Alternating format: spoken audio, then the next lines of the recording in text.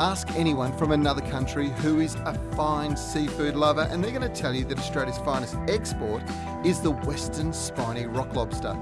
And the home of this delicacy has to be the Abrolhos Islands, believed to produce as much as 50% of the total number of new lobsters spawned each year and that are fished all along the south coast of WA. The Abrolhos Islands is a carefully managed fishery, and this is where the Geraldton Fishermen's Co-operative really comes into play. You see, the guys who own the cooperative are the fishermen that fish off these islands, so the sustainability of this fishery is absolutely critical. Now, to demonstrate what I mean, well, we've flown up from Perth, jumped on a Shine Aviation jet over here to Big Red Island, right in the heart of the Abrolhos Islands, and we're heading out on a fishing boat to show you what all the fuss is about. The boat is the classic crayfishing professional outfit, skippered by John and Ryan LeBruyere.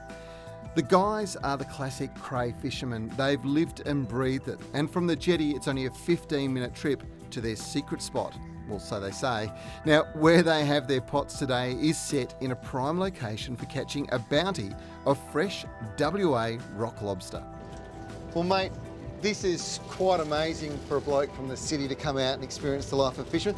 What's it like? It's very straightforward, very standard, but it is demanding on days when there's big catches and the price is right. It can be very taxing on the body too, and it becomes pretty relentless as well. Now tell me about the crays. You're putting a lot of tender loving care into each one.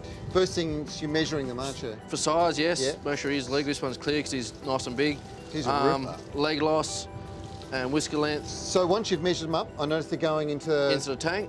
Yep. And that's got air bubbling away to keep them... Air bubbles and fresh salt water pumped through regularly, so there's no stale water, nothing, pretty much pristine environment, I suppose.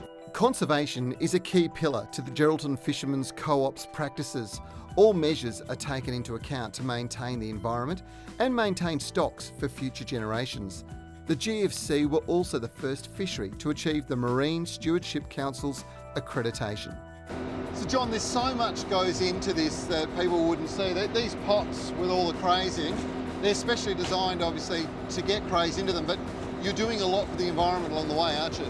Yeah, we try to stop as much interaction with protected species as possible. Yep. In the pot we have a bolt in the neck, so the seals can't get into the pots and take the lobsters out, because some are getting trapped in there in situations.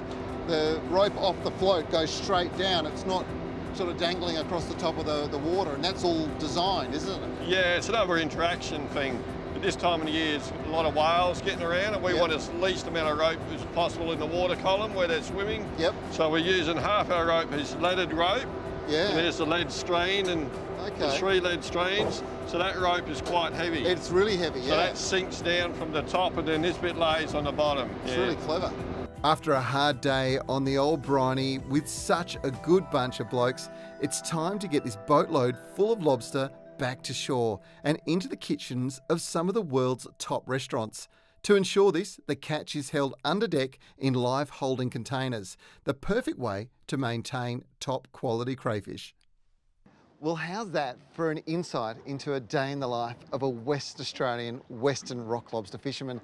It's an incredible industry. They're doing amazing things, and this has to be one of the ultimate seafood experiences.